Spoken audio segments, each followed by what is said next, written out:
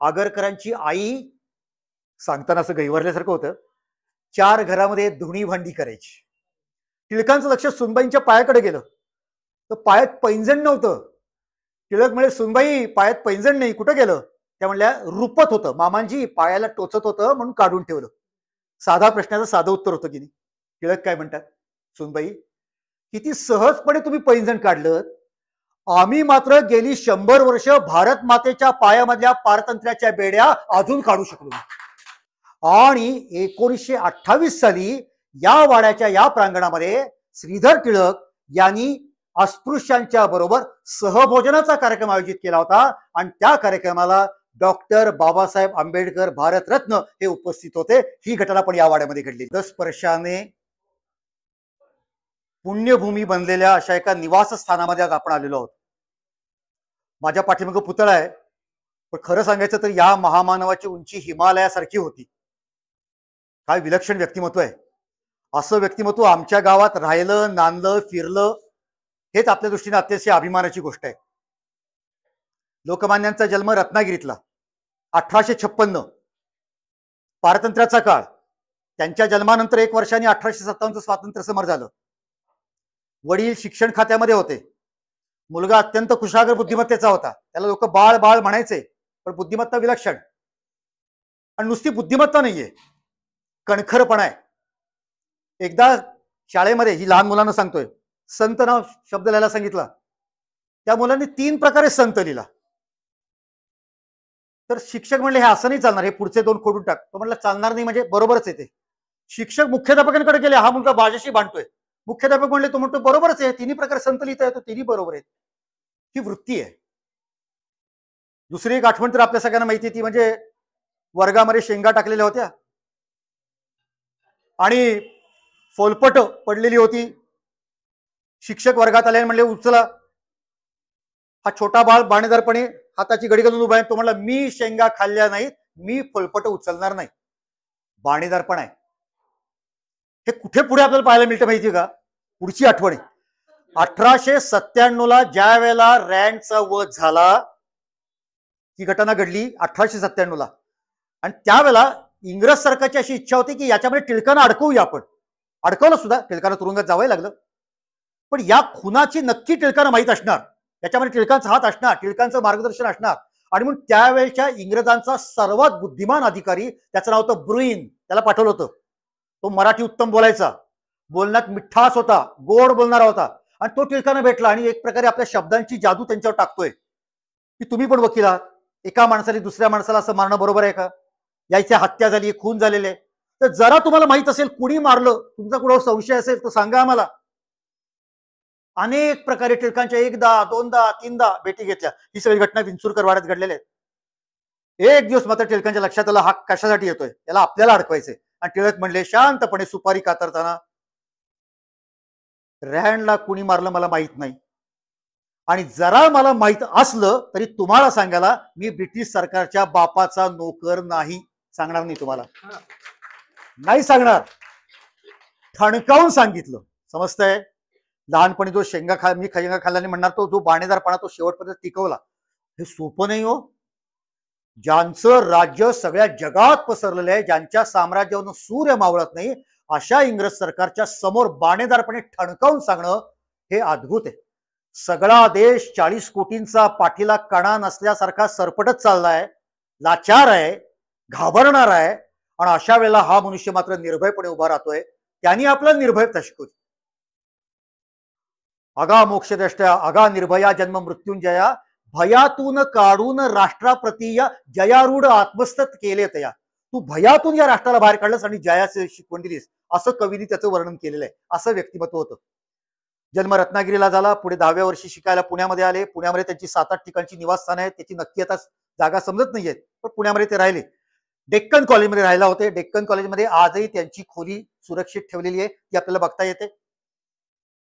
तिथे त्यांना एक जीवाभावाचा मित्र मिळाला, गोपाळ गणेश आगरकर. दोघांची स्वप्न एकच होती, देशासाठी काहीतरी काम करायचं. इतकं दोघांची मैत्री घट्ट होती ना, की दोघांनी ठरवलं शिक्षण पूर्ण झाल्यानंतर सरकारी नोकरी करायची नाही आणि राहायचं पण एकत्र. आणि इथून जवळ शनिवार पेठेमध्ये तांबे बोळे, तिथे तांबे वाडा होता. त्या वाड्यामध्ये दोघांनी एकाच ठिकाणी बिराडं घेतली, म्हणजे दोघांनी भाड्यानी घरं घेतली, एकाच ठिकाणी दोघं राहायला आले. मैत्री घट्ट होती. दारिद्र्य होतं. टिळकांचा जरा संपत्ती स्थिती बरी होती, आगरकरांची फारच वाईट होती. आगरकरांची आई सांगताना असं गैवारल्यासारखं होतं, 4 घरामध्ये धुणी भांडी करायची. आगरकर एम ए झाले होते. त्या काळामध्ये एम ए होणं म्हणजे चांगली पगाराची नोकरी आणि चांगलं बग्गीमधनं हिंडायला मिळणं, रावसाहेब सारखा किताब मिळणं, प्रचंड पगाराची नोकरी सहज शक्य होतं. आगरकरांनी आईला पत्र लिहिलं, आई मी सरकारी नोकरी करणार नाही, आपण गरिबीत जगलो, आपण पुढे गरिबीतच जगू, गरिबीचं आपल्याला काय वेगळं कौतुक आहे, असं लिहिणं सोपं नाही हो. ते त्या काळात आगरकरांनी केलं. या तांबेबळात राहत असताना त्यांना एक बातमी मिळाली की पुण्यामध्ये असणारे विष्णूशास्त्री चिपळूणकर राष्ट्रीय शिक्षण देणारी शाळा सुरू करतायत. हा रस्ता इथून पत्र्या मारुती चौकात जातो, इथून पुढे जर आपण गेलो लोखंडी जमिनीकडं, अजूनही तिथे कोतवाल वाडा नावाचा वाडा आहे, तिथे त्यावेळेला चिपळूणकर राहत होते. त्या दोघांना भेटायला हे गेले. दोघांची वय 2-4 वर्षांनी आगे पुढे. चिपळूणकर बघायला लागले, हा टिळक LLB, हा आगरकर MA, हे बाहेर देऊन प्रचंड पगाराच्या नोकऱ्या कमवतील. तर चिपळूणकर म्हणले, अहो मी शाळा सुरू करतोय, मी तुम्हाला काय देऊ शकणार आहे, माझ्या शाळेमध्ये पगार मी देईन याची पण गॅरंटी नाही, उलट तुम्हालाच तुमच्या खिशातले पैसे अर्पण करावे लागतील, तर मी तुम्हाला एवढ्या शिक्षण देणाऱ्या लोकांना मी काही नोकरी देऊ शकत नाही. त्या दोघांनी सांगितलं, शास्त्री बुवा आम्ही पैशासाठी आलेलोच नाही, तुम्ही काहीतरी उदात्त ध्येयाने शाळा सुरू करताय, त्यात तुम्हाला सहकार्य करण्यासाठी आलेलो आहोत, जे सांगाल ते काम करू. आणि त्याप्रमाणे ते सहभागी झाले. आणि इथून पुढे आपण गेलो की जिथे आप्पा बळवंत चौक आहे, तिथे मोरोबा दादा फडणीसाचा वाडा होता. त्या ठिकाणी 1 जानेवारी 1880 न्यू इंग्लिश स्कूलची स्थापना झाली, शाळेला सुरुवात झाली. मी सुद्धा त्या संस्थेमध्ये काम केलेले. आम्ही 11ला जायचो, 5ला बाहेर पडायचो. 5 वाजता मुख्याध्यापक म्हणले अजून एखादं काम करणार का, की आम्ही घड्याळ दाखवायचो, आमची झाली वेळ. आता काय सांगू, ते टिळक, आगरकर, चिपळूणकर, नामदोशी ही माणसं जिथे शिकवत होती, खाली सारवलेली जमीन असायची, त्याला पोपडे पडलेले असायचे. आमच्या विद्यार्थ्यांना उद्या या जमिनीवरती बसल्यानंतर खालचं टोचायला नको म्हणून रात्री डोक्यावरती पाटी घेऊन शेणानं जमीन सारवायची, की माझ्या विद्यार्थ्यांना त्रास होता कामा नये. काय केलंय त्या लोकांनी. अशा प्रकारे ही शाळेच्या समोर न्यू इंग्लिश स्कूल, रमणबाग आहे, अहिल्यादेवी आहे. आपल्याला जाताना समजत सुद्धा नाही एवढ्या मोठमोठ्या संस्था उभ्या राहिल्या आहेत, एवढ्या त्यांच्या वास्तू आणि केवढ्या त्यांच्या इमारती, केवढी त्यांची मैदानं. हा होळकर वाडा शाळेला मिळावा म्हणून टिळक 1 महिना इंदोरला, मग 1 महिना कोकणामध्ये, जिथे जिथे होळकरांचे नातेवाईक आहे तिथं जायचं, त्यांना पटवायचं, त्यांना मनवायचं, मग त्यांची परवानगी काढायची, मग 1 वारसदार, 2रा वारसदार, 3रा वारसदार, भारतभर हिंडून सह्या गोळा करायच्या आणि मग ती वास्तू मिळवायची. काय कष्ट आहेत या लोकांचे. आपल्याला SP कॉलेज दिसतं, प्रचंड मैदान आहे त्याला. कसं मिळालं SP कॉलेज. जगन्नाथ पंडित जे होते, पंडित महाराज, त्यांना दत्तक त्या घराण्यामध्ये, ताई महाराज प्रकरण काही ना माहित असेल, त्या घराण्यामध्ये दत्तक त्यांना द्यावं असा टिळकांचा आग्रह होता. शेवटी टिळक केस जिंकले आणि त्यांना तिथे दत्तक देण्यात आलं. ते अतिशय प्रसन्न झाले की मला इथे मी या घराण्यात दत्तक आलो आणि प्रचंड लक्षावधी कोट्यावधीच्या संपत्तीचा मी वारसदार झालेलो आहे, मग मला काही ती कृतज्ञता दाखवली पाहिजे टिळकांबद्दल. ते टिळकांकडे आले, बोला कितीचा चेक देऊ, प्रचंड संपत्ती तुम्ही मागा मी देतो. टिळक म्हणले मला काही नको, मी कर्तव्य केलं, माझ्या मित्रांनी मला सांगितलं होतं तू ट्रस्टी म्हणून काम कर, मी तुला त्या ठिकाणी नेमलेलं आहे. पण तरी ते आग्रह करायला लागले, नाही आम्हाला काहीतरी द्यायचंच आहे, द्यायचंच आहे. मग ते म्हणले तुम्ही एवढे मोठे सरदार, ही जी जागा तुमच्या ताब्यात आहे ती एखाद्या शिक्षण संस्थेला तुम्ही भेट म्हणून द्या. म्हणून शिक्षण प्रसारक मंडळीला SP कॉलेज आणि तेवढं मैदान, केवढी जागा आहे, मध्यवस्तीत आता जागा मिळेल का, अब्जावधीनी ओतले तरी मिळणार नाही. टिळकांनी अशा किती संस्था उभ्या केलेल्या आहेत. असं काम करणारे हे लोकमान्य हे होते. पुढे मतभेद झाले डेक्कन एज्युकेशन सोसायटीमध्ये, टिळकांना त्यातनं बाहेर पडावं लागलं. तोपर्यंत केसरी, मराठा ही वृत्तपत्र सुरू झालेली होती. 84 सालापासून केसरी हे मराठी वृत्तपत्र आणि मराठा हे इंग्रजी वृत्तपत्र अशी सुरू झाली. केसरी हे मराठी मध्ये होतं आणि एक प्रकारे सिंहगर्जना करणार होतं. केसरी या शब्दाचाच अर्थ आहे सिंह आणि अगदी नावाला शोभून दिसत होतं. त्यावेळेचं वर्णन असं आहे, फक्त मंगळवारी केसरी निघायचा. महाराष्ट्रातल्या अनेक गावांमध्ये मंगळवारी वर्तमानपत्र येणार म्हणून सकाळपासून पारावरती गर्दी असायची. मग गाडी यायची, त्यातनं केसरीचा अंक मिळायचा, मग त्यातला गावातला जाणता मनुष्य त्याचं वाचन करायचा आणि सगळं गाव ते ऐकतंय. असं तो प्रचार त्या काळामध्ये केलेला होता. आणि टिळक निर्भयता त्यांच्या अग्रलेखांची नावं जरी बघितली, राज्य करणे म्हणजे सूड उगवणे, सरकारचे डोके ठिकाणावर आहेत का, हे आमचे गुरुच नव्हे, टोणग्याचे आचळ, या सगळ्या त्यांच्या अग्रलेखांच्या नावातून सुद्धा त्यांचा एक प्रकारचा जहालपणा येतो आणि त्याच्यामुळे त्यांना शिक्षाही झाली, 6 वर्ष तुरुंगात जावं लागलं. पण निर्भयता ही टिळकांचं व्यक्तिमत्व होतं आणि हे टिळक करतायत. किती आठवणी. आता खरं तर टिळक या विषयावरती बोलायचं तर 8 दिवसाची व्याख्यान मलाच घ्यायला पाहिजे. ते गणितज्ञ होते, ते भूमिती तज्ञ होते.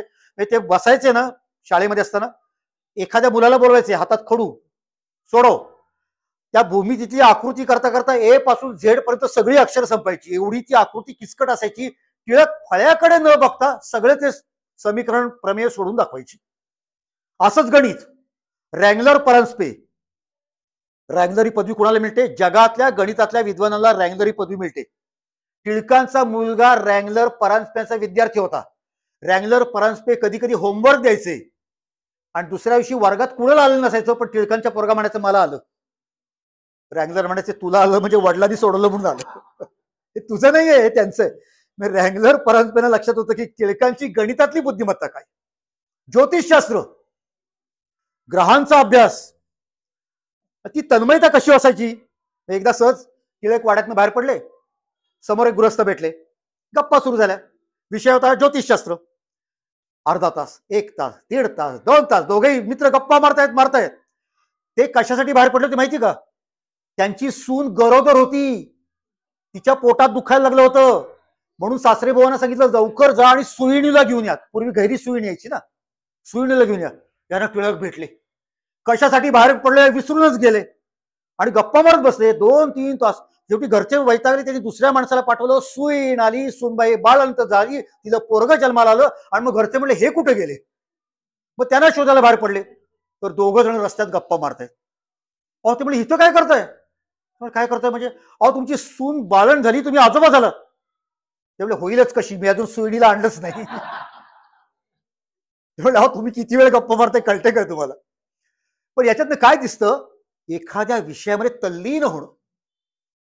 ज्योतिषशास्त्र म्हणजे आता मी पण शाळेमध्ये शिक्षक असताना पेपर तपासताना किती कंटाळा येतो मला माहितीये. एक पुण्यामध्ये ज्योतिषाची स्पर्धा होती. संपूर्ण महाराष्ट्रातून आले होते लोक स्पर्धक म्हणून. असं होतं की सकाळी पेपर लोकांनी द्यायचे, परीक्षकांनी पेपर तपासायचे, संध्याकाळी निकाल जाहीर करायचा, मग लोक महाराष्ट्रात आपापल्या गावी जाणार. 9 जणांचं परीक्षक मंडळ होतं, त्यात ते टिळक होते. पेपर तपासायला आले, पण जी खोली होती ती अतिशय उकाडा होता. म्हणजे दिवस उन्हाळ्याचे होते, उकाडा होता, त्यांना सहन होत नव्हतं. एक बाहेर पडला, दुसरा बाहेर पडला, 8 जण बाहेर पडले आणि बाहेर थंड हवेमध्ये त्या टेरेसवर जाऊन उभे राहिले. टिळक एकटे पेपर तपास. त्या माणसाने वर्णन केले, जो परीक्षक मंडळ होता. त्यामुळे संध्याकाळपर्यंत पावसाने अंगरखा भिजावा असे घामानी लोकमान्य ओले चिंब झाले होते, पण एकाग्र चित्तानं पेपर तपासत होते. संध्याकाळ झाली. टिळक म्हणले निकाल तयार आहे, लोकांना बोलवा. लोक आले, समोर बसले. टिळक भाषणाला उभे राहिले आणि ते म्हणले आम्ही 9 जणांनी मिळून हा निकाल तयार केलेला आहे. कळतंय? ते मी असतं तर काय म्हणलं असतं, ह्यांनी काही केलं नाही, मी केलं सगळं. म्हणजे करायचं आपण, पण क्रेडिट मी नाही घेणार, क्रेडिट सगळ्यांचं. ते सोपं नाही हो. ही माणसं फार वेगळीच होती. म्हणजे एकदा या वाड्यामध्ये घडलेली घटना आहे. जेवायला बसले होते. पूर्वी बसायला पण पाठ आणि ताटाला पण पाठ असायचं. सुनबाई वाढायला आल्या. टिळकांचं लक्ष सुनबाईंच्या पायाकडे गेलं, तर पायात पैंजण नव्हतं. टिळक म्हणे सुनबाई पायात पैंजण नाही, कुठं गेलं? त्या म्हणल्या रुपत होतं, मामांजी पायाला टोचत होतं म्हणून काढून ठेवलं. साधा प्रश्नाचं साधं उत्तर होतं की नाही. टिळक काय म्हणतात, सुनबाई किती सहजपणे तुम्ही पैंजण काढलं, आम्ही मात्र गेली 100 वर्ष भारत मातेच्या पायामधल्या पारतंत्र्याच्या बेड्या अजून काढू शकलो नाही. क्षण क्षण देशाशी एकरूप झालेला मनुष्य हा. एका कवितेमध्ये असं म्हणलंय, देह आया ध्येय लेकर. म्हणजे हा देहच मुळी ध्येयरूप झाला होता. राष्ट्राशिवाय दुसरं काही नाही.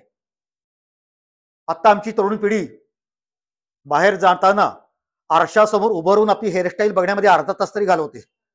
टिळकांची गंमत सांगतो. पुण्यात नाटक, त्यावेळेस नाटक कंपन्या जोरात होत्या. एक नाटक कंपनी आली, त्यांनी टिळकांच्या जीवनावरती नाटक बसवलं होतं. आणखीन एक गंमत म्हणजे त्याच्यामध्ये एकही पुरुष पात्र नव्हतं, सगळं काम स्त्रियाच करायच्या. म्हणजे पुरुष टिळकांचं काम करणारे सुद्धा महिलाच. तर टिळकानं कुठेतरी आग्रह केला, तुमच्या जीवनावरती नाटक आहे ते तरी बघायला चला. टिळकांना अशा गोष्टीला वेळ नव्हता, आवड होती. बालगंधर्वांना बालगंधर्व ही पदवी टिळकांनी दिलेली आहे. तर चित्रपट नाटक याची टिळकांना जाण होती, या माध्यमाचं त्यांना ताकद माहीत होती. त्या काळामध्ये बाबूराव पेंढारकर असतील किंवा अनेक मोठमोठे चित्रपट निर्माण करणारे असतील, दादासाहेब फाळके असतील, या सगळ्यांना टिळकांनी मदत केलेली आहे. तर टिळकाने एवढा आग्रह करत चला नाटक बघायला. मग आर्यभूषणला गेले टिळक, नाटक बघितलं. नाटक झालं तर लोक म्हणजे आता बोला ना, तुमच्या जीवनावर एवढं नाटक आम्ही करतोय, काहीतरी बोला. टिळक बोलले, पण त्यांचं पहिलं वाक्य असं होतं, या नाटकाचे मी याच्यासाठी आभार मानतो, आजपर्यंत मी कसा दिसतो हेच मला माहित नव्हतं. इथं मला पाहायला मिळालं मी कसा दिसतो. आरशात बघितलंच नव्हतं कधी, माहिती कसं असणार. लोक म्हणायची ना, आम्हाला स्वप्नात हे दिसतं ते दिसतं. टिळक म्हणले, तुम्ही जर का मनापासून परिश्रम केले ना, तर इतकी गाढ झोप लागते की तुम्हाला स्वप्न पडत नाही. बरोबर आहे की नाही? आपण खूप दमलो की आपल्याला गाढ झोप लागते, स्वप्न पडत नाही. टिळक म्हणले, मला 50 वर्षात कधी स्वप्न पडलं नाही, कारण मी तेवढं कष्ट करतो. हे लक्षात घ्या. खरोखर कधी कधी तर 36 तास राबलेले टिळक. ही तुफान कष्ट करण्याची ताकद ही त्यांच्यामध्ये जी होती ती अद्भुत आहे. आणि अशा या टिळक रायगडावर गेले होते. शिवाजी त्यावर रायगडला जाणं सोपं नाही बरं का. आज काय रोपवेमध्ये बसलं की 4 मिनिटात वरती, असं नाही होतं. रायगडला जाण्यासाठी महाबळेश्वरला 1 महिना राहावं लागायचं, परवानगी तिथल्या अधिकाऱ्याची. 1 महिना टिळक राहिलेत महाबळेश्वरला, मग परवानगी मिळायची, मग महाडला यायचं, मग तिथून बैलगाडीने कोंढरपर्यंत जायचं, मग पायी प्रवास सुरू करायचा, मग गडावर जायचं. त्या काळात वर जाणं किती अवघड, आणि हजारो माणसं घेऊन जायची, त्यांचा स्वयंपाक कसं करत असतील, अद्भुत आहे सगळं. मला वेगळाच प्रसंग सांगायचा. टिळकांना अशी इच्छा होती की तरुणांवरती आपला प्रभाव पडला पाहिजे आणि त्यांना आपल्या कामात ओढून घेतलं पाहिजे. प्रभाव कसा पडायचा? भाषण करून, लेख लिहून. टिळक गंगासागर नावाचा तलाव आहे पहा तिथे रायगडावरती, तिथे उभे होते. काही तरुण पोरं होती, पोहत होती, अंगावर पाणी उडवत होती, मजा चालू होती त्यांची. त्याच्यामध्ये एक मुलगा होता, त्याचं नाव डॉक्टर मुंजे, पुढे फार मोठे झाले. विदर्भाचे मोठे पुढारी, आणि भोसला मिलिटरी स्कूल नाशिकला स्थापन केलं. ते डॉक्टर मुंजे तिथे आले. तर तरुण मुलगा खेळतायत. टिळकांना वाटलं ही सगळी पोरं आपल्याकडे आली पाहिजेत, आकर्षित झाली पाहिजेत, काय करावं. टिळक म्हणले, मुलांनो इकडे या, माझ्याकडे छत्री आहे, मी तुमच्याशी पैज लावतो. हा गंगासागर तलाव 2 हातामध्ये छत्री धरायची आणि फक्त पायानी पोहत पार करायचा.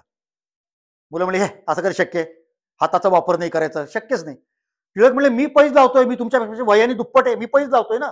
त्या पोरांनी प्रयत्न केला, जमलं नाही. मुंजेनी प्रयत्न केला, त्यांनाही जमलं नाही. शेवटी ते म्हणले, कुणालाच जमणार नाही. टिळकांनी हातामध्ये छत्री घेतली आणि पायानी गंगासागर पार केला आणि परत तिकडून इकडे सुद्धा आले. या एका प्रसंगाने त्या मुलांची मन जी टिळकांनी जिंकून घेतली, त्याच्यामुळे ते परत टिळकांचे भक्त बनले. तर असं हे त्यांचं व्यक्तिमत्वामध्ये जे अनेक जे पैलू आहेत. एकदा या केसरीवाड्यामध्ये एक आजीबाई आल्या होत्या, दारामध्ये उभ्या होत्या, तिकडे आत डोकावून बघत होत्या. तर त्यांना लक्षात आलं आतल्या माणसाला की कोणतरी बाई बघतायत. त्या म्हणले, आजीबाई नमस्कार, काय बघताय? त्या म्हणले, अरे मी मूळची पुण्याचीच, पण माझं लग्न झालं, मी आता मध्य प्रदेशमध्ये असते सासरी, आता मी माहेरी आले होते. ते छापखाना काय म्हणतात मला बघायचंय, म्हणून मी आले होते. तर म्हणलं, आजीबाई आज सुट्टी आहे, उद्या या. दुसऱ्या दिवशी परत त्याच बाई, हाच माणूस. त्या आजीबाई तुम्हाला छापखाना बघायचं ना, चला दाखवतो. नेलं. मग ते जुनं खेळे जुळवणं, शाई लावणं, ते सगळं त्यांनी अर्धा पाऊण तास हिंडून दाखवलं. आणि मग ते परत आले इथे. झालं का समाधान? ते म्हणले, नाही. आता काय राहिलं? अरे तू छापखाना दाखवला, पण तो बळवंता टिळक त्याला बघायचं की मी, तो कुठं दाखवलास तू? तो माणूस हसायला लागला, त्याने हात जोडले, आजीबाई मीच तो बळवंता टिळक. काय करत होती हो? एक बाई आली होती, एखादा म्हणला असता, ए इकडे रे, या बाईनं सगळं हिंडून दाखव, करता आलं असतं ना. पण त्या बाईंच्या बरोबर उत्सुकता आहे, दाखवलं पाहिजे. हिंडतायत टिळक त्यांना घेऊन. ही जी वृत्ती आहे ही अद्भुत आहे. म्हणजे आता तुम्ही जर का टिळक स्मारक मंदिरमध्ये गेला तर या संपूर्ण आपण जिथे उभे एवढ्या आकाराचं मशीन आहे, यंत्र छपाईचं. टिळक जेव्हा गेले होते इंग्लंडला, त्या इंग्लंडमध्ये खरं तर डोक्यावरती खटला चालू होता बरं का, डोक्यावरती टांगती तलवार आहे, टेन्शन आहे. पण तरी संध्याकाळी वेळ मिळाला की आधुनिक तंत्रज्ञान छपाईमध्ये काय आलंय मला बघायचंय, म्हणून ते छापखानी बघायला जायचे. त्याला ते यंत्र आवडलं, त्यांनी त्याला ऑर्डर दिली, पैसे गोळा केले, पुण्यात आल्यानंतर ऑर्डर दिली, पैसे पाठवले, यंत्र आलं. पण ते असे सुटे भाग आले. मग लक्षात आलं, आपण यंत्र मागवलं, पण ते जोडणारा तंत्रज्ञ कुठे आहे? तो मागवायला पाहिजे. आता टिळक म्हणे, त्यालाही बोलू, त्यालाही खर्च येईल, पण बोलवू त्याला. पण आपण एकदा प्रयत्न करू की. आणि टिळक असे खुर्चीवर बसले, 4 माणसं समोर आहेत आणि टिळक सांगतात हा स्क्रू इथे लाव, हे इथे लाव, हे इथे लाव. आणि बघता बघता एवढं भव्य यंत्र जोडून पूर्ण केलं. ही अद्भुत प्रतिभा आहे. हा जेव्हा वाड्यामध्ये राहायला आले, इथे एक गोल जिना होता. आता आपल्याकडे असे अनेक गोल जिने बघतो, त्या काळात नवीन होतं की असा गोल जिना. तर तो केला आणि टिळक सकाळी निघाला तर एक सुतार बसला होता.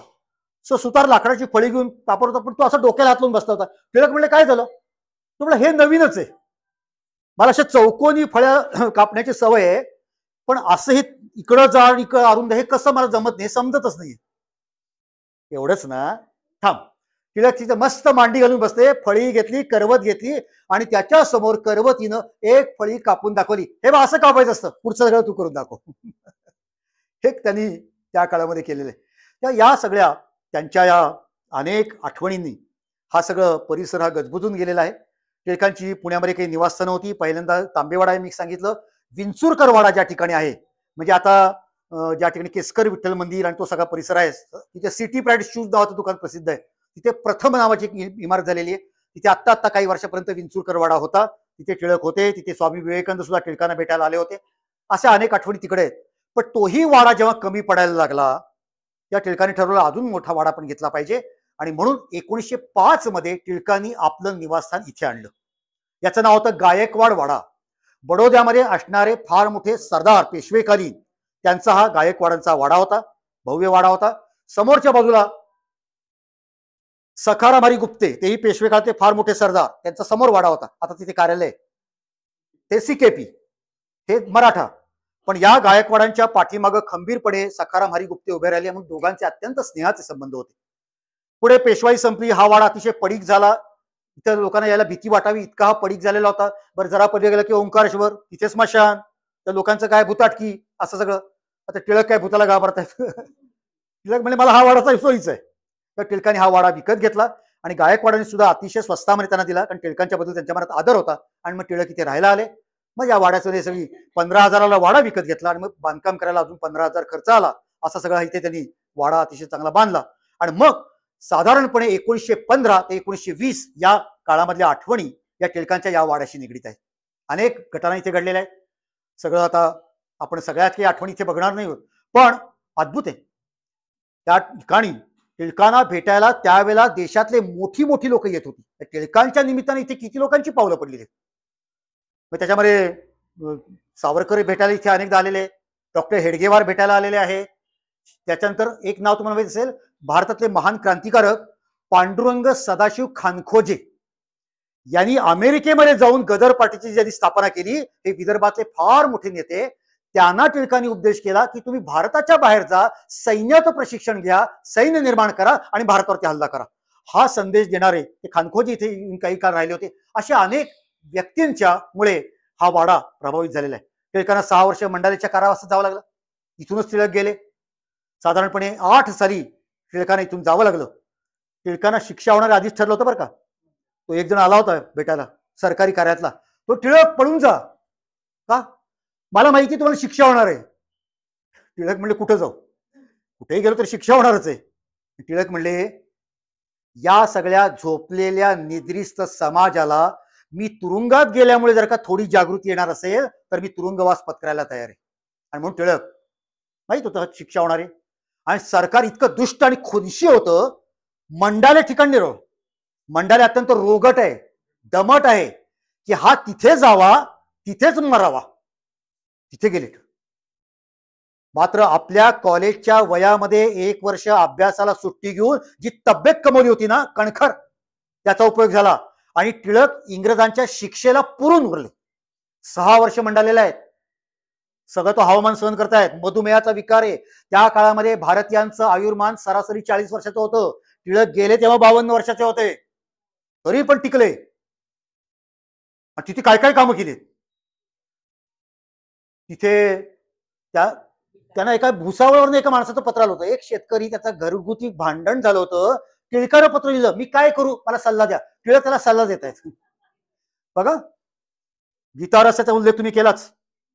गीतारसासारखा ग्रंथ लिहिला, अद्भुत ग्रंथ, सगळ्या भारतीयांना पवित्र वाटावा, आदरणीय वाटावा. हा ग्रंथ मराठी भाषेचे भूषण ठरणार, हा ग्रंथ 20व्या शतकी नवदास बोध ठरणार, असं कवी केशवसुतांनी म्हणले. तेव्हा असा अद्भुत ग्रंथ त्यांनी तिथे बसून लिहिला. पेन मिळत नव्हतं, पेन्सिल एवढीशी मिळायची, त्याचा टोक करायला ब्लेड मिळत नव्हतं, पेन्सिल द्यायची झिजली की मग ते टोक करून देणार, एवढ्याशा पेन्सिलने लिहायचं, असं करून ते लिहिलं सगळं.